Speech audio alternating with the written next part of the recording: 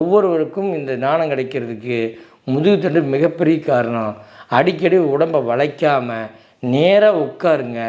நிறைய விஷயங்கள் உங்களால் சாதிக்க முடியும். காலையில் ஒரு 15 நிமிஷம், சாயங்காலம் ஒரு 15 நிமிஷமாவது உட்காந்து தியானம் பண்ணுங்கள். எதையுமே பண்ணலாம் பரவாயில்ல, மூச்சு எங்கே போகுது எங்கே வருதுன்னாவது கவனிங்க. கிரியாங்கிறது மிகப்பெரிய ஒரு பொற்குவியல். இதை அனுபவித்து பார்த்தவருக்கு மட்டுமே தெரியும்.